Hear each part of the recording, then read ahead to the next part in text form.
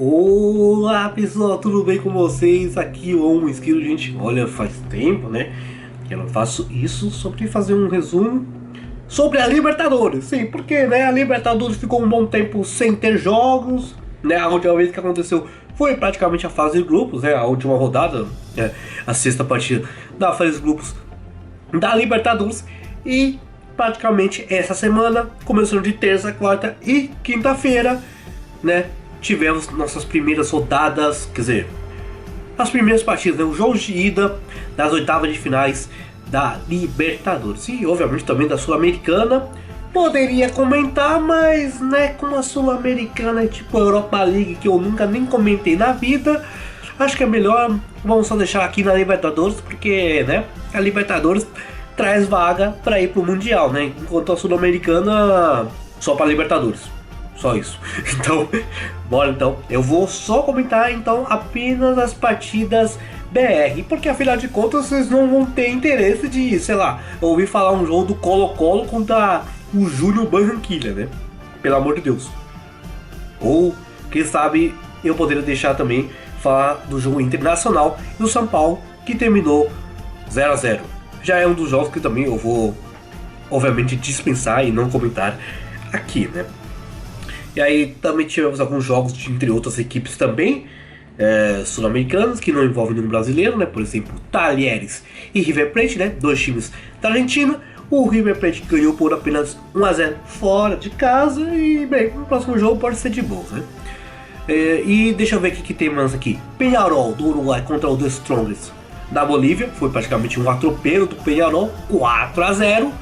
E é mais ou menos isso, porque depois todos os times, todas as partidas tem times brasileiros envolvidos, né? Que, por exemplo, na terça-feira começou com Grêmio Fluminense, tivemos São Lourenço contra o Atlético Mineiro, Botafogo contra o Palmeiras e para fechar o Flamengo contra o Bolívar da Bolívia. E é isso mesmo. E obviamente eu vou começar então pelos dois jogos que aconteceu terça-feira: Grêmio Fluminense, São Lourenço e Atlético Mineiro. Quarta-feira tivemos Botafogo contra Palmeiras e na quinta-feira tivemos o Flamengo e o Bolívar. Então, bora nessa, né? Falar sobre o jogo do Grêmio contra o Fluminense, meus amigos. Lembrando que, né, do Campeonato Brasileiro tá uma situação um pouco estranha. Obviamente, se a gente tivesse voltado um pouco mais atrás, né? Que o Grêmio tava bem péssimo das pernas, né? Digamos assim. Tava dentro da zona de rebaixamento.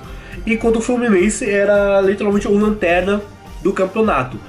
A situação um pouco mudou, o Grêmio já saiu da zona de rebaixamento, mas infelizmente o Fluminense continua na zona de rebaixamento. Obviamente não é o lanterna, né, porque a gente vai ter times piores para estar disputando, que é, por exemplo, o Atlético Goianiense, que está com 12 pontos, mas o Fluminense não está bom das pernas. Lembrando, o time já não tem mais o Diniz no comando, trouxe o Thiago Silva para compor a defesa, inclusive nessa partida começou como titular, mas o Grêmio, que está jogando bastante bem agora no Campeonato Brasileiro, né, deu um respiro a mais, conseguiu vencer em casa contra o Fluminense por 2 a 1. E os dois gols saíram com o nosso Reinaldo, é isso mesmo, o King Naldo fez os 2 gols em praticamente 3 minutos, tá? É isso mesmo. O primeiro foi aos 74, que foi de pênalti, inclusive, e o outro foi aos 77. Lembrando que o Grêmio, quase na reta final do jogo, teve um jogador expulso, que foi o Rodrigo, né? Mas, assim, o Fluminense, inclusive, tomou a virada, né? Sim, porque o Fluminense começou fazendo gol com o Vinícius. Sim, aos 58 ele fez o gol pro Fluminense, só que aí o Grêmio virou a partida e o Grêmio tá levando uma boa vantagem contra o Fluminense lá no Maracanã. O problema, como eu já falei, né? O jogo vai ser no Maracanã. Eu não sei se a torcida vai lotar, né? Porque normalmente a maioria das vezes parece que a torcida do Fluminense não lota o Maracanã, né? Então pode ser uma disputa muito complicada. O Grêmio vai sofrer um pouco, mas quem está mais nessa situação perigosa, com certeza, é os nossos atuais campeões, que é o Fluminense. E bem, vamos ver o que o Fluminense vai tentar reverter essa partida contra o Grêmio, que eu acho muito complicado. Mesmo sabendo que o Fluminense jogou até um pouco mais, né? Na verdade, ele trouxe um pouco mais de perigo contra o Grêmio nessa partida, né? Teve 13 chutes, 5 foi no alvo. Tem mais posse de bola, como normalmente sempre foi, né? O Fluminense, meu Deus do céu. Enquanto o Grêmio foram 12 chutes, 4 na direção do gol e 40% de posse de bola.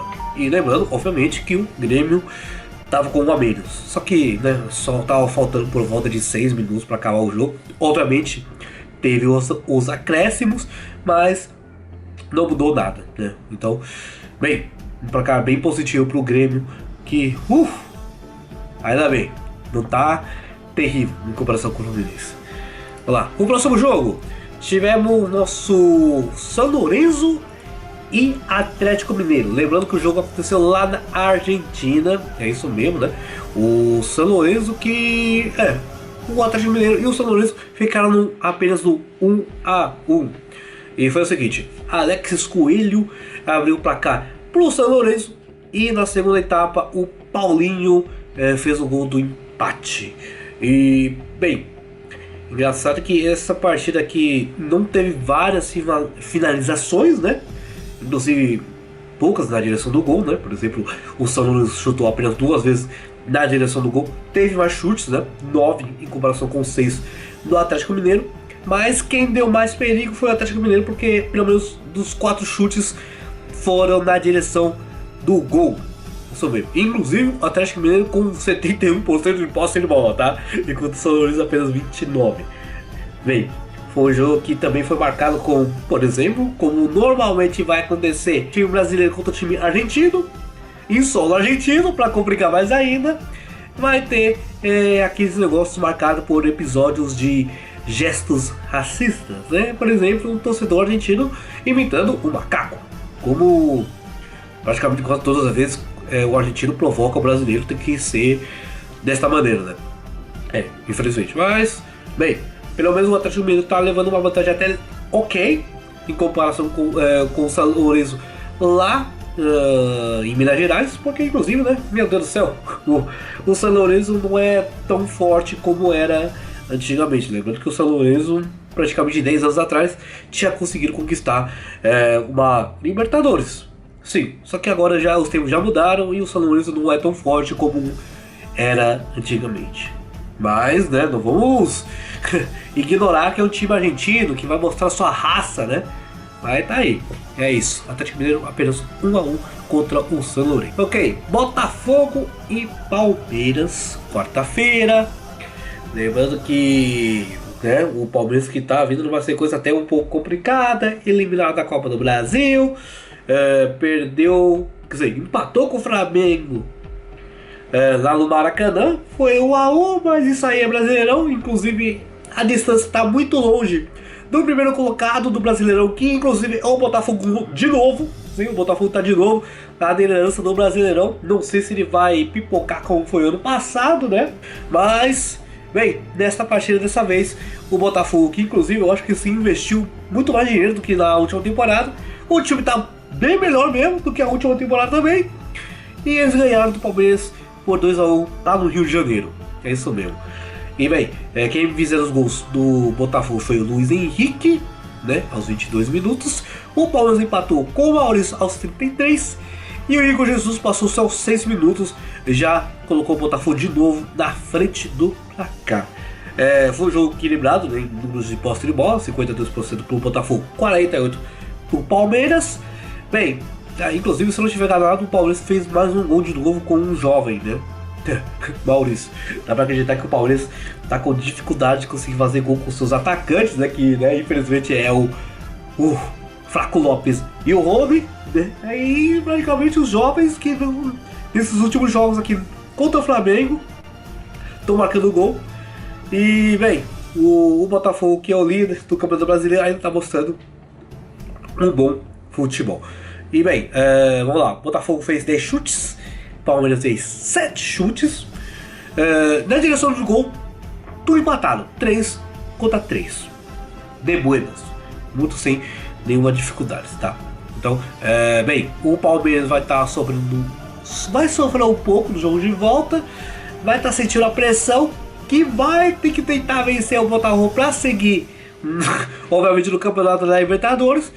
Se perder, meus amigos, eu acho que o Palmeiras vai ter chance inacreditáveis de não conseguir nenhum título de expressão nessa temporada. Lembrando que o Palmeiras sim, já ganhou o Paulistão este ano, tá? Ganhou o Paulistão esse ano, lembrando que foi contra o Santos, mas do jeito que tá, parece que é o único título que vai sobrar pro Palmeiras, porque se for para brigar por Brasileirão, vai ter que remar muito, porque tá muito longe do líder. E lembrando, já foi eliminado da Copa do Brasil e está à beira de ser eliminado da Libertadores, e já na fase de oitava de finais, tá? Lembrando que o Palmeiras em 4, 5 anos seguidos sempre estava chegando na semifinal, e isso é já no comando do Abel Ferreira, tá? O Abel Ferreira nunca foi eliminado tão cedo da competição da Libertadores, enquanto o Botafogo vai tentar de tudo ganhar um título este ano, né? Para não pipocar como aconteceu ano passado. Mas vamos ver, tudo pode acontecer. E para fechar, vamos falar sobre Flamengo e Bolívar, que, né, lembrando que o Flamengo e o Bolívar já se enfrentaram na fase de grupo. O Flamengo perdeu inclusive o primeiro jogo na Bolívia, no segundo jogo massacrou o Bolívar lá no Maracanã, e agora nesse primeiro jogo do mata-mata, nas oitavas de finais, o Flamengo saiu da frente por 2-0. E inclusive de uma maneira bem bizarra, até no finalzinho do jogo os jogadores começaram a ficar muito exaustados, que é muito bizarro pensar que o Flamengo está sofrendo no Maracanã no finalzinho do jogo, todo mundo exausto, cansado pra caramba. Eu fico pensando, então, se os caras jogarem lá na Bolívia, na altitude, vai sofrer mais ainda, né? E lembrando também que o Pedro, o principal artilheiro do time, saiu machucado porque sentiu algo na perna. Foi meio ruim. Exatamente. Então pode ser uma baixa muito importante pro Flamengo, que perdeu seu principal artilheiro da equipe, né? Mas, inclusive, ele não fez nenhum gol, tá, nessa partida. Quem resolveu a situação aqui pro Flamengo foi o Luiz Araújo aos 29 minutos e o Léo Pereira aos 89. Isso mesmo. Lembrando que também o Flamengo dominou praticamente a partida inteira. Foram 19 chutes, enquanto o Bolívar só fez 6. E, bem, só que não estava tão calibrada assim a pontaria do Flamengo, porque inclusive dos 19 chutes, só apenas 6 foi na direção do gol, enquanto o Bolívar apenas uma vez na direção do gol, e eu acho que não foi tão perigoso, né? E no posse de bola, o Flamengo também venceu, 64% contra 36% do Bolívar. Então, obviamente, o Bolívar não é um time forte, é como a seleção, meus amigos. O Bolívar só vai se dar muito bem se jogar na altitude. E é isso que a gente vai tentar descobrir no jogo de volta, se o Bolívar vai conseguir reverter essa situação. Acho meio complicado, pelo sabendo que os jogadores do Flamengo no finalzinho do jogo estavam totalmente desgastados, cansados pra caramba. Vão sofrer bastante com a altitude, mas o Flamengo é muito mais time do que o Bolívar, né? Pelo amor de Deus, né? Não tem como o Flamengo pipocar contra o time do Bolívar, que, desculpa dizer, mas o Bolívar é fraco, né? O Bolívar é fraco. Mas é isso, gente. Eu espero que tenham gostado. Vamos ver como vai ser os jogos de volta. Espero que sejam bem legais.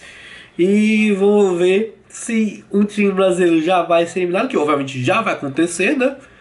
2 times com certeza já vão ser eliminados, porque já temos 2 compostos brasileiros já direto. E ver se uma dessas derrotas vai ser bem dolorosa, como já mencionei vários momentos aqui. Mas é isso, gente. Falou!